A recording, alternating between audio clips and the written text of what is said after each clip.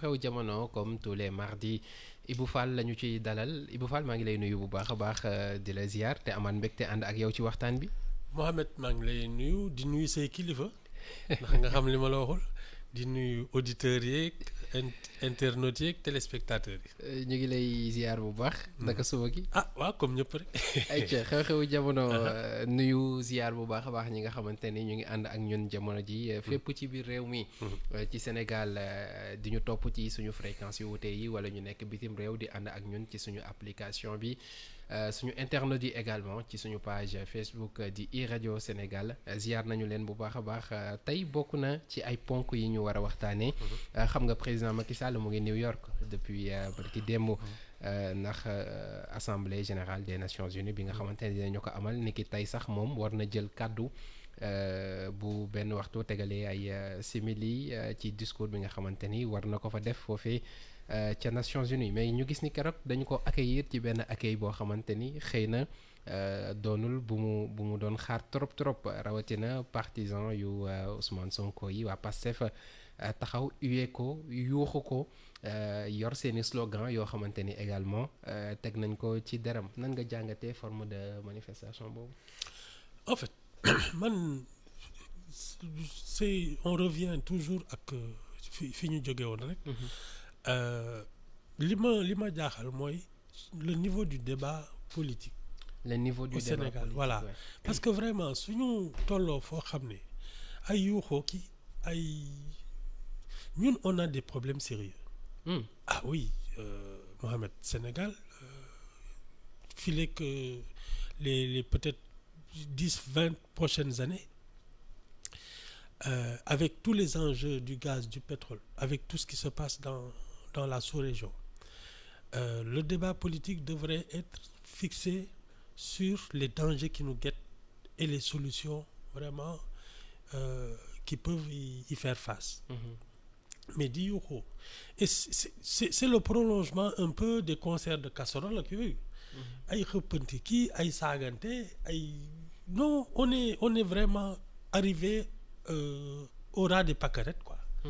Non moi ça c'est bon waxuma la nag sama saaga club bi non mais attends non le niveau de débat est devenu c'est affligeant quoi. Da ngay toog xam ne ñun fii ñu toll nii war nañu toog et l'affrontement politique devrait se passer sur le terrain des idées, des solutions à apporter aux problèmes des Sénégalais. Ñii dañu nekk ci ay inondations ñii leur campagne agricole pose des problèmes.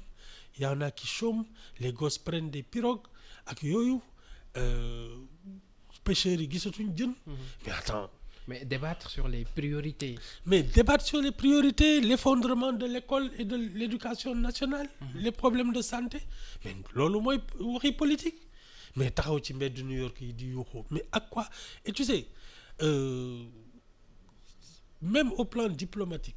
C'est-à-dire que tu as l'impression que les Sénégalais ne savent même pas se tenir. Ne savent pas se tenir. Waaw ça veut dire quoi? nekk ci mbedd New York yi di sabaroog di yuuxoog di tëb di dal. Est-ce qu'il y a d'autres pays qui font ça? Alors benn pays sur toutes les membres des Nations Unies benn dëkk mooy semer le bordel à New York. Non mais attends. Et pourtant dañ naan loolu boo xoolee sax li tax peut-être c'est moins grave mooy que ni boo demee fu mel ni États-Unis buntu Maison Blanche daanaka chaque jour nga gis ñoo xamante ni dinañ taxaw di manifester ak yooyu. Oui non c'est une sorte de manifestation boo xamante ni miin nañ ko ci àdduna bi. waaw que tu manifestes avec vraiment des problèmes d'importance nationale man loolu je peux le comprendre c'est-à-dire qu'il y a de vrais problèmes que les Sénégalais endurent. Nga taxaw fii def sa pancarte discipliné ak yooyu àddina bi yëpp xam ne Sénégal yi problème la. muy ñëwaat si les priorités yi nga doon wax. Voilà les vraies priorités sénégalaises et vraiment dans la discipline. Mais yuuxoo ban njëriñ la am. C'est comme quand je disais concert de casserole ban njëriñ la am. Est-ce que ça a réglé quoi que ce soit? Les problèmes sont toujours là. Non ah c'est se faire entendre xanaa voilà. Ouais mais quand tu te fais entendre entre le bruit et les idées moi je préfère faire entendre des idées plutôt que du bruit. waa jaa ngi nii Gabonais bi nee na make noise loolu daf ko régler benn problème. Ali Bongo. waaw te faites du bruit. attends mooy lii rek faites du bruit oui mais d'accord mais à quel sujet. non ouais. mais ñenn ñi dañ jàpp ni stratégie communication la tey. oui mais bu ñëpp jugandoowee di nga wane sa doole. oui mais wane ni man gëdd bii la am. woote naa topp nañu ma. oui mais sur des questions d'intérêt national. tu peux sur des questions d'intérêt national manifester. La vie est chère. Y a des problèmes. ah pourtant ñoom ñu ci bëri dañ jàpp ni c'est au nom de la démocratie ah. mais loolu la ñu wax. waaw c'est seen leader dañu ko jàpp ci anam boo xamante ni ñoom gis nañ ni xëy na du anam bu jaar yoon et que néewal doole la recul démocratique dafa am Sénégal donc il faut ñu wane àdduna bi yépp que ni président Macky Sall yore réew mi baaxul boo xoolee même les slogans c'est ça Macky Sall dictateur ah ak recul démocratique suñu 400000 yooyu mooy slogan yi ñu doon plané de. non tu sais New York ñoom. oui ci ni ma ko gisee. parce que tu sais on est toujours dans les mêmes hors-sujet. hors-sujet. oui parce que l'affaire Ousmane Sonko est une bataille juridique. man li ma dégg ces avocats là def à la CEDEAO. ils ont déposé des recours. ça c'est une bataille. tu comprends. parce que c'est sur ce terrain là qu'il faut aller. su dee on l'a arrêté de manière illégale. mais il y a des juridictions jëlal ay avocats ñu génne ko ci kaso bi. moi c'est comme ça que je comprends les combats mooy li ko daloon nag Adji Sarr. on a porté plainte contre toi au lieu de préparer un procès nga taxaw ci mbedd mi di yuuxu naan dañ ma complot c'est le même principe. mais attends problème da nga koy xool en face et tu le règles de manière pratique. mais est-ce que c'est uniquement juridique. amul daray politique. mais mënu si ñàkk aussi mu fal. non c'est eux c'est Ousmane Sonko. Oui. Qui a déplacé une affaire judiciaire sur le terrain politique et depuis ils en ont fait une affaire politique mais c'est une accusation de viol. C'est parti de là. waaw jamono ji kay on parle même plus de l'affaire Adji Sarr. ñu ngi si atteinte à la sûreté de l'État. ngeen di ko weddi. La condamnation est définitive ngeen naan. bon mooy indi laatal la tontu ñeneen ñi nee nañ il est dans son rôle. moom loolu la gis. le débat juridique est là. il parle au nom de l'État. te xam nga c'est eux qui prennent les décisions. su ñu nee kay la condamnation. il parle au nom de l'État ou du gouvernement de Macky Sall. de l'État de l'État. Actuellement c'est eux qui tiennent l'État. Ouais. C'est eux qui gouvernent, c'est le régime. Donc non man de nee na daal la condamnation est définitive man. yow loolu nga mën a jàpp. c'est comme c'est eux qui décident. Oui. xanaa keneen ñëw ñu def révolution gars yi ne toutes les décisions qui sont trucs on les a annulées. Oui. mais si ñii tant qu'ils sont là. suñ la nee c'est ça. mais li ñu gis nii c'est pas nouveau en 2007 septembre même mois Washington DC bi nga xamante ni Ablaye Wade demoon na fa gisoon nañ li ni mel boobu c'était même les Barthélémy Diaz ak ñi mu àndaloon. est-ce qu'il y avait même pas un truc voilà Souleymane Jules Diop foog naa moom lañ ci mujjoon dóor après molesté ko c'est vrai. voilà donc gis nañ ni à chaque fois bu ñu demee ba yenn nguur yi tollu fenn yenn xeetu réaction yi ni dañ koy gis ban conséquence la mën a am ci li fi desee Macky Sall ak peut-être l'image du Sénégal comme nu ñu koy gisee ci àdduna bi. Bon, il y a une contrebalance parce que Macky Sall dictateur etc.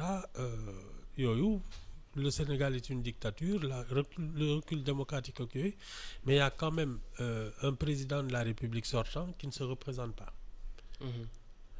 C'est difficile nag après de dire aux gens que c'est un dictateur. su forcé woon barrage ne damay rango troisième fois par force. Là, tu commences à te dire, parce que c'est l'interprétation des lois, il y a là un problème. Mais dès l'instant où quelqu'un fait ses 2 mandats, ne mandal, je respecte les trucs, ma parole, c'est difficile après de parler de dictature parce que tu as des journaux qui sortent tous les jours. Tu as des avocats qui défendent les opposants. On va vers une présidentielle avec des candidatures qui ne sont pas une candidature unique, mais plurielle. L'Assemblée nationale, il n'y a plus de majorité. Oui. Hein? C'est difficile après de nous dire que ça, c'est une dictature, Mohamed. Non. C'est-à-dire qu'il y a une sorte d'égocentrisme, de nombrilisme, qui leur fait penser que lépp lu leen dal àddina bi yëpp la dal. ñoom ils ont appelé à l'insurrection. Les cocktails Molotov, c'est pas des inventions. Il y a 2 jeunes filles qui sont mortes dans un bus. Wala du loolu. Dégg nga fi ay attaquer les maisons, taal leen ay Auchan, ay Total ak yooyu. Mais attends, quand tu fais ça et que ensuite tu te retrouves en prison, mais c'est ton problème. Il n'y a pas de dictature. Un État, il fonctionne selon les lois. mais ñoom souvent boo waxee noonu dañ naan la da nga ñëw problème bi fekk ñoom waxtal bi nga jël ko mais dafa am départ et que départ bi moo di tey un président bu fi nekkoon bëggoon présenter wu pour une 3e candidature mu ngi doon def ay manœuvres pour éliminer un adversaire politique. Non, et que face tu à la sais, pression de la Non. pression de la rue. Non, je suis xëy na désolé. mujjee na deltu ginnaaw. Non, tu sais, Macky Sall, c'est pas la pression de la rue qu'il a. Je pense qu'il y a une situation où, d'abord, au plan politique, au regard des résultats de son groupe là, il n'est pas sûr de gagner. Deux, dafa def bilan local yi ak législative. ah mais bien sûr, Ouais. bien sûr, surtout les législatives. 46%, ça, tu vas au 2e tour. Bon, ça, déjà la situation d'insécurité précaire, tu vas pas rajouter une autre crise parce que tout le monde l'attendait au moment de sa déclaration pour trouver un prétexte et sortir les gens encore. Il a désamorcé ça. Alors, tu ne peux pas dire que c'est parce que il manœuvre pour éliminer un candidat. Celui qui s'est retrouvé en prison. Et pour moi, c'est même plus l'affaire Adji Sarr qui a fait qu'on l'a arrêté, mais c'est les appels à l'insurrection. Looloo ko fa bàyyi. Fii nag, et le problème, c'est qu'il a commencé à déraper avec l'affaire Adji Sarr. Ñii dañuy ne c'est parce que c'est le président qui manœuvrait. Finalement, manœuvrer pour ne pas se présenter, xam nga ça ne tient plus. Moi, ce que je retiens... disons se présenter physiquement, mais tey dina def tout pour que Amadou Ba nekk fi, il l'a dit d'ailleurs. Mais c'est normal parce que quand les autres quand ils voulaient se présenter à une élection, les gens se dévouaient pour le faire élire. Ah, loxoy Kajoor day weesaloo. Il faut mu kii waat ascenseur. C'est obligatoire. Les gens se dévouent pour que tu sois élu. Seen bés su jotee, si tu n'es pas ingrat, tu les aides aussi. Alors ñu gis ni également bu weesoo li ñu def New York parce que accueil la boo xamante ni dañu ko préparer ñu ci bëri fi ñu nekkoon dem rallier ji fi président Macky Sall nekkoon ngir mën ko yuuxoo mais ci ginnaaw gi également depuis un certain temps am na une nouvelle stratégie bu ñu teg muy li ñu tuddee ñoom la sonkorisation.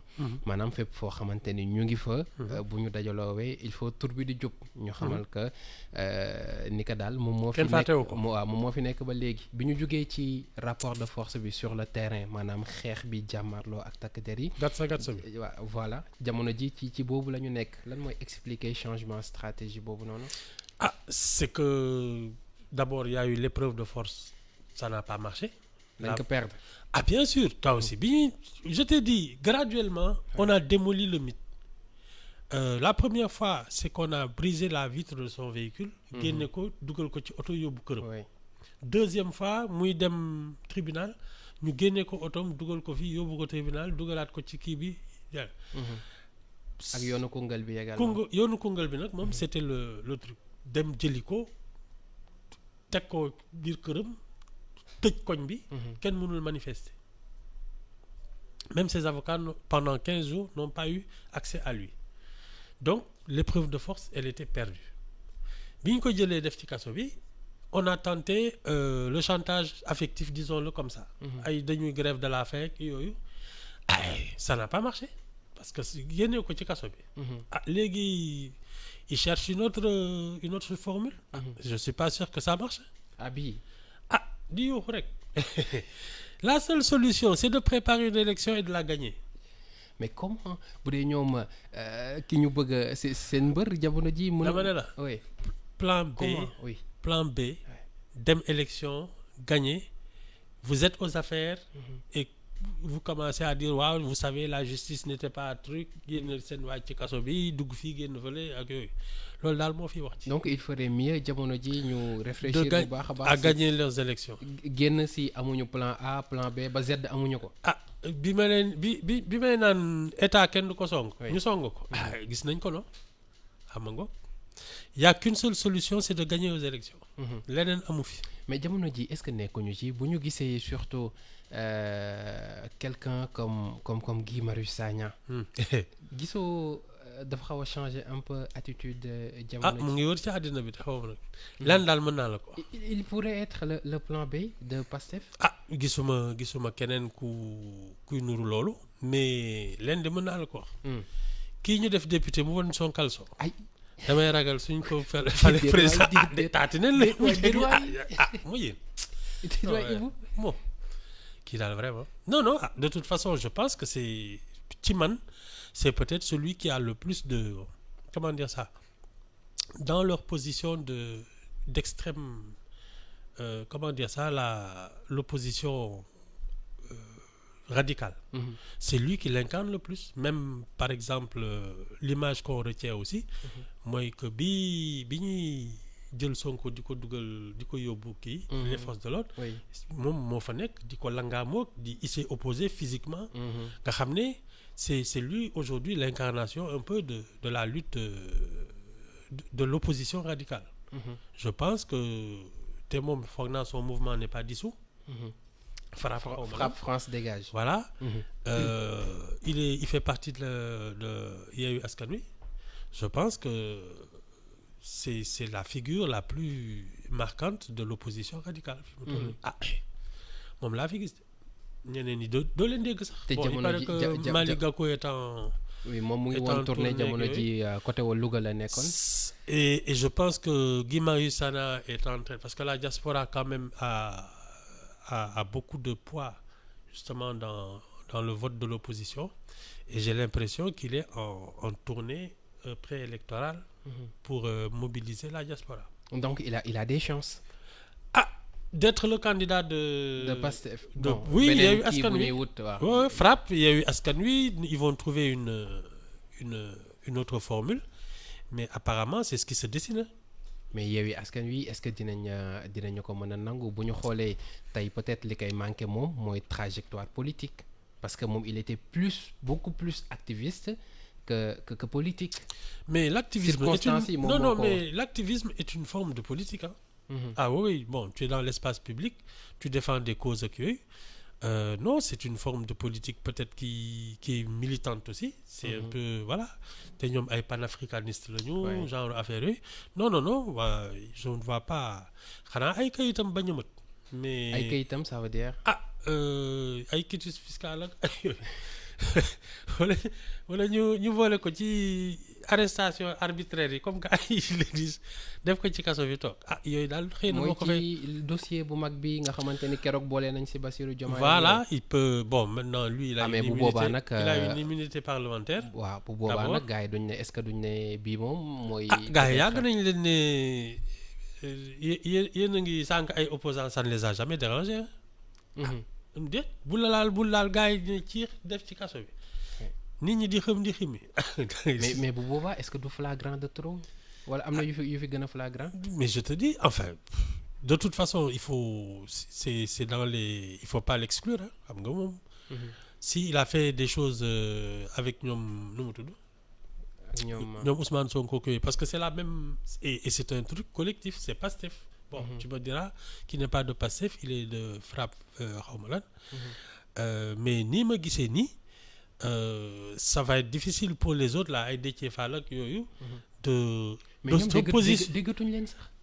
xëy na dañuy wër ay parrainage je sais pas parrainage mais am nañ ay députés am nañ député ils ont assez de députés mais justement le problème c'est que il y a peut-être de la place pour 2 candidats juste 26 xaw ma ils ont 26 xaw ma 20 yooyu je crois qu'ils sont 26 alors ce sera peut-être un candidat de l'ancien Pastef en tout cas un groupe qui peut soutenir un candidat et un autre peut-être genre Déthié Fall wala keneen ku bokk ci ñoom mais bi gën a wóor c'est parce que ñoom seen technique aujourd'hui c'est de trouver des parrainages pas de députés mais de la population parce que c'est en même temps une manière de battre campagne de mobiliser les gens ak yooyu mais je pense que Guy Marius Sagna il doit pouvoir se truquer. Un Déthié Fall doit aussi entrer dans cette truc-là. Au moins, tu as un prétexte pour faire le tour du Sénégal en collectant tes parrainages. Et si ça ne marche pas vraiment, tu présentes tes 13 députés. Mais tey quelqu'un comme Guy Marius Sagna bu ñu xoolee fi mu jot a jaar les luttes yu mu mené surtout ci côté ñi nga xamante ni ñoom ñoo di population bi ba dugg biir assemblée nationale est-ce que en tout cas sa progression dans l'espace public mais attention aujourd'hui c'est un député ça veut dire qu'il a une visibilité d'envergure nationale il est adossé à quand même un mouvement international le panafricanisme urgence panafricaine xaw ma lu ñu tudd. URPAM oui. Urgence panafricaine. waaw c'est pas du chahut ils peuvent mobiliser la diaspora ils peuvent mobiliser l'ancien Pastef qui a quand même si on l'a démantelé. Mais il y a du monde jarul xeeb de. non. donc c'est ça peut être man kay na ma dimbali rek suñ ko fi kii mu bañ wàccee baal ko loolu boobu dañ ko dooroon nee na dañ ko dooroon kii projectile waaye yow ma ne man daal nañu dimbali vraiment caleçon bi moom vraiment ça me fait peur dama xam ne député rek nga wàcc sa tubéy nii suñ la falee président de alors xanaa striptease lay def alors ñu desandi ba tey ci loolu parce que mbir la boo xamante ni aussi daf ñuy interpeller tey Yewwi Askan Wi gisoon nañ même action yi nga xamante ni ñu ngi ko doon tenté et tout jamono ji dafa mel dañoo nekk ci li ñuy tuddee cours d'idées amatuñu ay idées yoo xamante ni. non parce que non li ñuy def ba léegi. ce ne sont tu sais Mohamed. Oui. En politique, pour moi, c'est d'abord une question de contenu. Il faut avoir un contenu à débattre. Mais libérer Sonko, c'est pas un contenu. Non. Ce qui est un contenu, c'est la manière dont on peut régler les problèmes des Sénégalais. Ça, même, tu ne peux pas être à court d'idées parce que tu as une thématique. Mais on a commencé par dire il n'y aura pas de 3e mandat. Oui. dafa mel ni boobu moo nekkoon seen. mais waaw depuis exactement voilà parce que même bi mu ne man je ne me représente pas dañu ne il va faire comme nu mu tudd l'ivoirien là. Gbagbo. déedéet Ouattara dem ba à la dernière minute changer d'avis même ça génne nañ ko maintenant il a désigné un candidat ñu ngi commencé naan candidat bi guinéen la xaw ma non mais attends ça c'est pas des sujets non. Tu sais man li ma gëm mooy en politique on parle de choses sérieuses vraiment les Sénégalais aimeraient qu'on les sorte de ce sous-développement permanent loolu mooy wax ji que tu sois du pouvoir que tu sois de l'opposition vraiment quand tu t'engages en politique il faut parler aux Sénégalais de leurs problèmes et pas de leur égocentrisme oui man dama bëgg a falu mais alors ça se mérite. Je suis le meilleur candidat. Je suis le meilleur le plus beau mais et puis tu sais voilà non je me souviens c'était aux élections de 93 le truc de Abdoulaye Bathily qui est un professeur d'histoire c'était je suis le plus jeune le plus beau mais attends professeur d'histoire loolu moo nekkoon kii waaw non mais pour te dire à quel point nous on est léger. Et même si je ne me trompe Djibo Leyti Ka que Dieu ait pitié de son âme doon na utiliser formule bu mel noonu. waaw bon moom on le surnommé Pël bu rafet ak yooyu. mais non tu vas en campagne kii Iba Der Thiam. maay borom ree bu neex ji. attends on a même assisté à ça mais on est en politique Ça, c'est affreux. Ah, mais depuis tout ce temps yéen yow bi nga xamante ni yàgg nga ci journalisme yéen a nga ko doon wax souvent day jafe ñu gis en période électorale ñu am des débats yoo xamante ni débat yu am solo lay doon souvent ŋàññante bi la xastante bi saagante bi ku nekk li nga xamal sa morom nga wax ko c'est un niveau de débat extrêmement pénible parce que tam vraiment et après tu te rends compte quand ils vont aux affaires qu'ils n'ont pas assez réfléchi à la manière de gouverner. Et c'est comme ça parce que c'est dans les périodes entre élections qu'on réfléchit à ce qu'il faut faire, avoir des stratégies, avoir un programme, avoir un contenu et des objectifs. Mais si tu passes ton temps à te chamailler des querelles de borne fontaine ba ñu dénk la réew mi après ngay doog a naan qu'est-ce qu'il faut faire mais attends di improviser lu ne nga dugg ci ah non di changer ay premier ministre tous les 6 mois parce que c'est ça qui va alimenter les conversations kan mooy dugg kan mooy toog machin kii fii war a tatat non tu sais man je demeure convaincu qu'il faut réformer les institutions et faire vraiment un filtre pour que ce soit l'élite qui arrive à ce genre de position, des gens qui savent de quoi ils parlent, des économistes, des juristes, des administrateurs. Mais nag l'histoire Ibou Fall nous a montré que ni généralement ñu bëri si ñun pour ne pas dire ñëpp donc mais ñu bëri si ñun joxuñu nopp trop yooyu boo dikkee di wax xam-xam sax yenn saa yi dañ naan la. mais c'est am na ñu fi jaar. oui mais c'est parce que les hommes publics ne nous ont pas éduqués à l'intérêt public. yar la dañu xaw a nelawal ci côté boobu. oui parce que su dee ñoom ils avaient l'habitude de débattre vraiment des questions sérieuses. Ils nous forceraient parce que ñoom rek la ñuy déglu. Ils nous forceraient à nous intéresser à nos problèmes. Mais quand ils sont juste dans des échanges d'insanité. Mais après ñun loolu la ñuy tàmm. mais loolu moo ku dàq saaga loolu moo gën a yomb nag débat d'idées xam nga. ah mën saaga tam c'est un art hein. dafa am ñu mën saaga moom. ak ñu mënul dara sama compagnie gi. loolu aar la.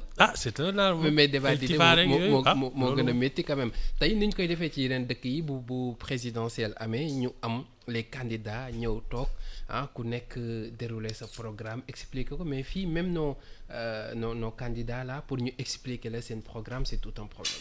Moi ce que j'ai constaté des différents candidats c'est qu'ils ont plus tendance à parler de généralité et de faire des constats de la gouvernance lii moo manqué li ñuy wax ñun ñëpp ko dund ñun ñëpp ko xamandoo. oui njëg yi cher na. c'est ça ndóol bi bëri na. voilà loolu ay généralité la. ak après nag ñu ne la je vais régler les problèmes des Sénégalais. xam nga loolu ñëpp mën nañ ko wax. non mais pointer du doigt les vraies questions et proposer quelque chose moi je n'en entends pas vraiment de ce point de vue.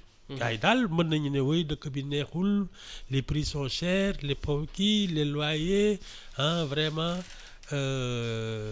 les Sénégalais sont fatigués. Bon moi je réglerai leurs problèmes. Attends. Je suis la solution. Waaw. Non mais attends c'est même pas sérieux.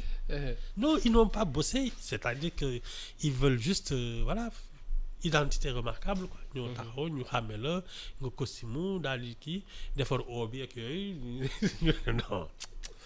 c'est relever waat niveau bi kon dina xaw a jafe de. même pas c'est juste une réforme des institutions qui filtre et c'est ça une république parce que elle favorise le mérite.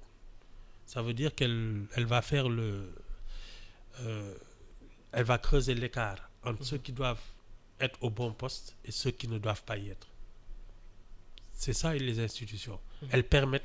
booy wax loolu ci lan ngay def référence xoolaat réformer institution yi. mais oui ça veut dire quoi tey comme définir un profil boo xamante ni boo ko amul doo mën a candidater. C'est ça exactement. waxuma la sax mais être leader de parti politique. Oui. Être même qu'un parti politique continue d'exister. il faut des conditions extrêmement sévères. Quand elles ne sont pas remplies, ñu ne la indi récépissé bi demal toog. Quand un parti politique ne peut pas se présenter au local, il ne peut pas aller aux législatives, il ne pourra pas présenter un candidat à la présidentielle. Donc forcément da nga war a ramper. wane sa bopp da ngay wane sa bopp sur le terrain. Quand tu n'as pas d'activité d'utilité publique et que tu rends pas compte en fin d'année, ñu ne la delloo ñu suñu récépissé. kon da nga nangu ba sonn de. Il ne restera que les gens sérieux.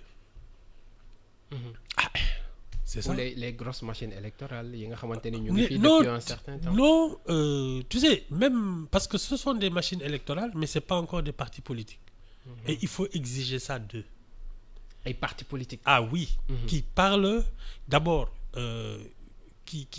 comment dire ça, qui ont un profil idéologique. Déjà qui disent dans quelles conditions ils comptent gouverner quand ils seront aux affaires. Et ça, ils le montrent maintenant en ayant des activités qui illustrent leur démarche.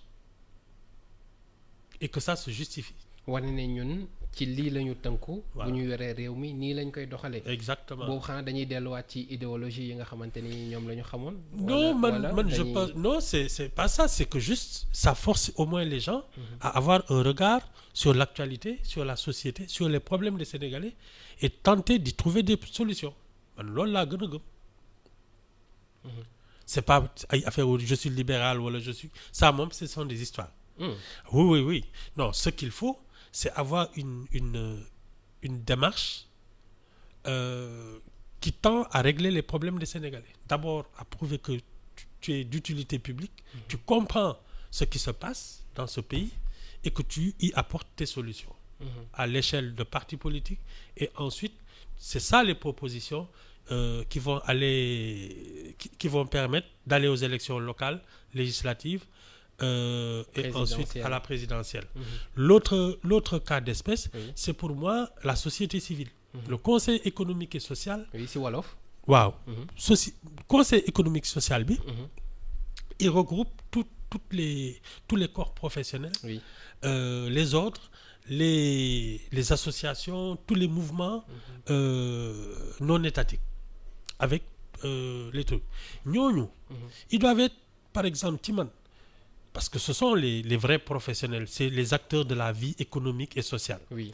Ñooñu, ça doit être la deuxième chambre. C'est-à-dire, et que le président doit être nommé, non pas par le décret présidentiel, mais par les acteurs même de la société civile, parce que c'est un corps constitué.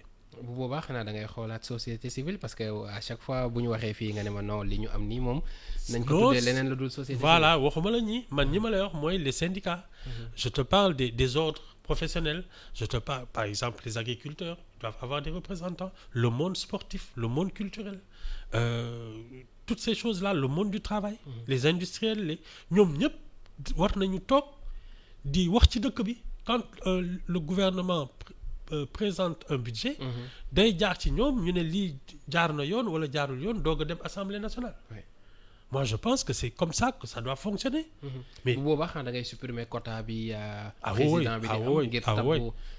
Non seulement tu supprimes le quota des politiciens. Mais le président même il doit être élu par ses pairs. Ah oui. dootul toog rek. Non et puis Ibou Fall jël décret. Non les xam nga et puis tu peux même de ce point de vue-là ce sont des élections consulaires comme ay chambre de commerce ak yooyu. Les syndicats ak yooyu dañuy am ku ñuy représenter kooku mooy dem conseil économique et social et au conseil économique et social on va élire un bureau et le président. Mais président de la République il n'a pas à l'élire à le nommer. bu boobaa dootoo mën a caser ñenn ñi de. Mais c'est de ça qu'il s'agit. Laisser les gens méritants aux places qu'il faut. Récompenser la compétence. Oui. Le mérite. Exactement ça. Je te parle même pas de la réforme de l'administration. Il faut militariser beaucoup de services. Le service public, les transports publics accueillis. Oui. Restaurer l'autorité et l'ordre dans les lycées. En faire des trucs d'excellence. Nga xam ne attends quand sooy dugg ci lycée bi tu sais que fii mënoo ñënd sax ci suuf. c'est de ces choses-là qu'il s'agit. Mais doo toog ci dëkk bi naan waaw man tu sais les Sénégalais sont fatigués mais je suis la solution. Attends. loolu chantier bu mag la de loolu ki koy def du neex ñu bëri de. ah loolu laa lay wax nee naa leen kuy defar dëkk bi du ñu neex ah wax na. kuy defar dëkk bi du ñu neex boo ko commencé def de. non tu sais parce que c'est ça qui va faire que ceux qui aujourd'hui vivent de la clientèle politique. nga xam ne da ngay xëy dem toog ci benn responsable. ñu casé la fenn ngay fayeeku te doo liggéey mais parce que yaa ngi dox di dugg di génn di intriguer mais ñooñu ils vont aller travailler parce qu'ils n'auront plus le choix ay 40 ministères yi c'est pour caser des chômeurs non mais attends non du caaxaana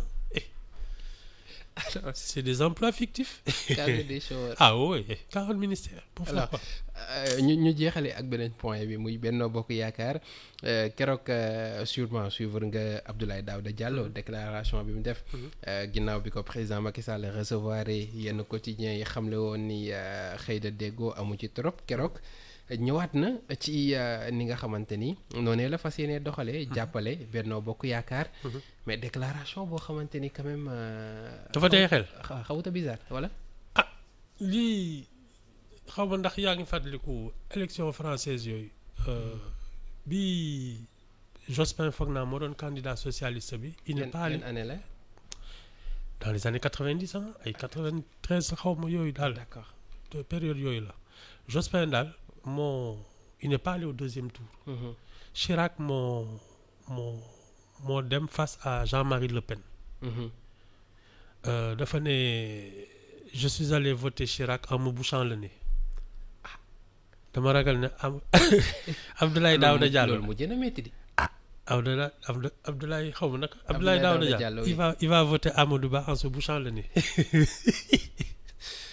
mais loolu lan moo ko jar. il ne l'aime pas rek c'est tout.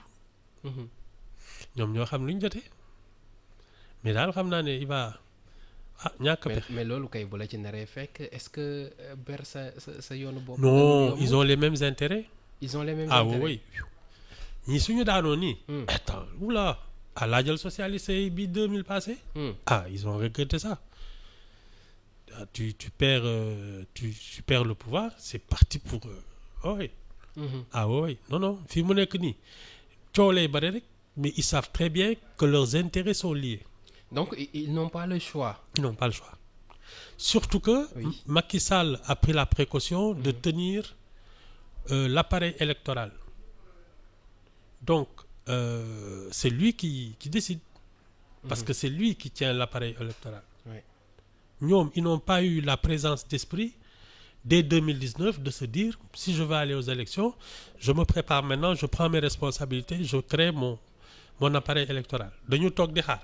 jëluñu conscience comme li nga doon wax naan une présidentielle dañ koy préparer si au moins un mandat. Oui c'est sur un mandat c'est sur le mandat précédent que tu prépares ça. sur les thématiques sur l'appareil sur tout sur les alliances ak yooyu mais c'est sur parce que les étapes intermédiaires ce sont les locales. où tu peux avoir déjà des relais au niveau des collectivités. Ensuite, tu vas aux élections législatives, tu as une représentation nationale. Là, tu es bien parti pour aller à une présidentielle. Mais d'autres de nelaw ba mu des 6 mois 5 mois. waaw nga naan da ngay bëgg nekk président ça il faut même pas un rêve. Non ils n'ont pas le choix. donc coow li muy bëri mën nañu xaar. Aliou Ngouille Ndiaye ñoom ñëpp que muy Mame Boye Diao. que muy Aliou Ngouille Ndiaye je te dis ñoom ñëpp dikkaat. je ne les vois pas faire autre chose soit ils s'alignent derrière lui. ou ils iront dans l'opposition te boobu moom xootutaat nga fay toogee parce que non tu as bénéficié d'un régime pendant 11 ans. Oui. À la dernière minute tu viens dire maintenant je suis un opposant. waaye kan moo lay gëm personne ne te croira. mais gis nañ ko fi de et pourtant ça passe parfois. Mimi Touré. Elle cherche encore sa place dans l'opposition. Elle cherche encore. xoolal ni mu mel. dan la mel. ay déclaration rek la mën di mais tu sais même pour mu bokkoon ci manifestation wu Yewwi Askan Wi. C'était compliqué. Non. Elle est obligée même de cirer les bottes à Ousmane Sonko. Cirer les bottes kay. Metti na de. non non quand tu prends pas tes responsabilités. soo nekkee surga fii. soo demee feneen ci surga ngay nekk. surga la. c'est tout. mu ngi noonu xew-xewu jamono la woon ak Ibou Fall 9h tegal na 57 minutes fii la ñuy yamandi amoon mbégte bu baax a baax ànd ak moom ci waxtaan bi jox la rendez-vous ëllëg si beneen numéro. waaw d'accord xam naa ñu joxante rendez-vous suba ak suñu saaga club yeeg ñoom. merci beaucoup Serigne Saliou Deme moo féete woon ci xarale gi si kàddu gi Mohamed Kandji la woon toujours avec le même plaisir 10h di ngeen am jukki xibaar yi buñ ca noppee xorom ci cin. ànd si ak Baye Cheikh Sarr ak Fatou Woré xibaar yi wéyandi si www.emedia.sn merci à tous et très bonne journée.